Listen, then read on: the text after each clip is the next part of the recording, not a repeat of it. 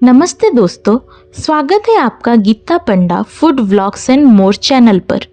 आज हम एक ऐसी कहानी सुनाएंगे जो ना केवल आपके मनोरंजन को सुनिश्चित करेगी बल्कि आपके जीवन में एक महत्वपूर्ण संदेश छिपाए हुए है। ये कहानी त्रिया चरित्र की है जो हमें जीवन के अनेक पहलुओं पर गहराई से सोचने पर मजबूर करती है। तो आइए इस अद्भुत कथा की यात्रा पर निकलते हैं। बहुत समय पहले की बात है, जब एक दूर दराज राज्य में एक महान और न्यायप्रिय राजा राज करता था। राजा की उदारता, वीरता और न्यायप्रियता की कहानियां दूर दूर तक फैली हुई है। राजा का एक सुंदर और होशियार पुत्र था जिसकी उम्र 14 वर्ष थी। राजकुमार के बारे में ये कहा जाता है कि वह ना केवल सुंदर था बल्कि बुद्धिमान और साहसी भी था। राजकुमार ने बहुत छोटी उम्र में ही 7 शादियां कर ली थी, जबकि उसकी शिक्षा और ज्ञान की प्यास कभी कम नहीं हुई थी।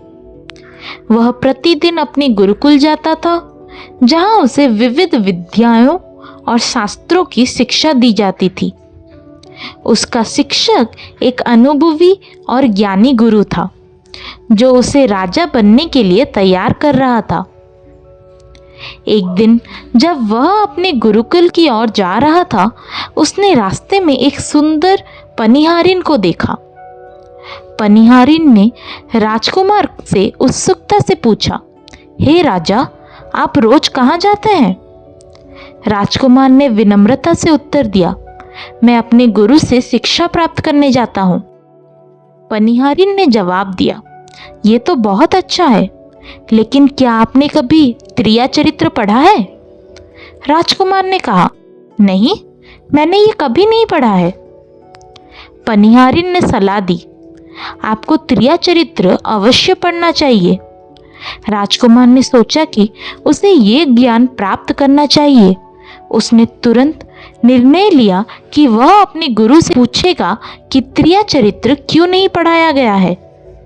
वह गुस्से से अपने गुरु के पास गया और प्रणाम किया। गुरु ने उसकी दिनहीन स्थिति को देखते हुए पूछा, बेटा, आज तुम क्रोधित क्यों हो? राजकुमार ने उत्तर दिया, गुरुदेव, आपने मुझे त्रिया चरित्र क्यों नहीं पढ़ाया? गुरु ने कहा, बेटा, त्रिया चरित्र पढ़ना खतरों से भरा हो सकता है। राजकुमार ने दृढ़ संकल्प के साथ कहा, गुरुदेव, मैं स्वयं इस राज्य का राजा हूँ और मुझे त्रिया चरित्र पढ़ना है। गुरु ने अंततः उसे पढ़ने की अनुमति दी। राजकुमार ने त्रिया चरित्र की अध्ययन की प्रक्रिया शुरू की और 1 साल बाद उसकी पढ़ाई पूरी हुई। गुरु ने उसे एक विशेष यंत्र दिया और कहा, जब तुम इसे अपने कानों में लगाओगे तो कोई भी तुम्हें पहचान नहीं पाएगा और तुम किसी को भी पहचान सकोगे। राजकुमार ने इस यंत्र को लेकर जंगल की ओर जाने का निर्णय लिया ताकि वह त्रिया चरित्र की गहरे रहस्यों को समझ सके। एक रात राजकुमार ने यंत्र लगाकर जंगल की ओर कदम बढ़ाया। वहां उसने देखा कि वही पनिहारिन एक थाली में खाना लेकर जंगल की ओर जा रही थी। उसने सोचा कि वह देखे कि पनिहारिन कहाँ जा रही है। राजकुमार ने देखा कि पनिहारिन संत के पास जाकर खाना दे रही थी। संत ने उसे गुस्से से देखकर कहा, तुम्हें अपने पति को मारकर उसकी गर्दन यहाँ लानी होगी। पनिहारिन ने तुरंत बिना किसी प्रतिरोध के अपने पति की गर्दन काट दी और संत के पास ले आई। संत ने उसे अपमानित कर दिया और कहा, तुम मेरे किसी काम की नहीं हो।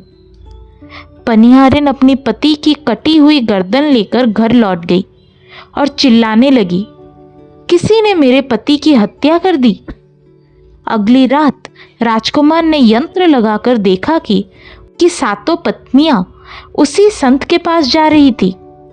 राजकुमार ने छुपकर देखा कि उसकी पत्नियां संत के पास जाकर उसके आदेशों का पालन कर रही थी। संत ने रानियों से पूछा, ये कौन है? रानियों ने उत्तर दिया, हमें रास्ते में मिला था। संत ने राजकुमार को एक कमरे में ठहराया जहां एक चटाई बिछाई थी। राजकुमार ने चटाई को हटाया और देखा कि नीचे एक भयानक कुआं था जिसमें कई कैदी थे। राजकुमार ने समझ लिया कि वह एक खतरनाक जाल में फंस चुका है। उसने तुरंत भागने का निर्णय लिया, लेकिन उसकी पत्नियां और संत ने उसे देख लिया। रानियों ने संत से कहा, हमारे पति ने हमें देख लिया है। संत ने उन्हें एक जादुई कील दी और कहा कि इसे अपने पति के माथे में घुसा देना। रानियों ने महल लौट आई और सबसे छोटी रानी को यह काम सौंपा गया। राजकुमार ने अपनी सबसे छोटी रानी को आते हुए देखा और उसे रोक दिया। उसने अपने पत्नियों और संत की सच्चाई को उजागर किया और उन्हें उचित सजा दी।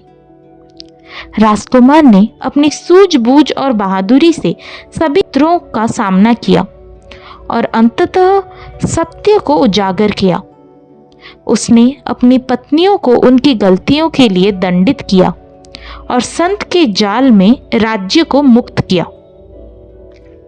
इसी कहानी से हमें ये सीखने को मिलता है कि जीवन में धैर्य, समझदारी और सच्चाई की खोज महत्वपूर्ण होती है।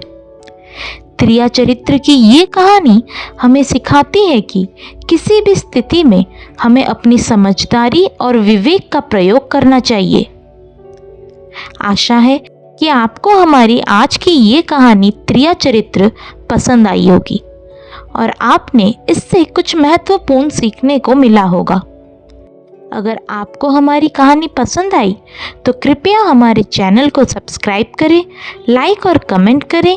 हमें आपकी प्रतिक्रियाओं का इंतज़ार रहेगा। धन्यवाद और मिलते हैं अगली वीडियो में।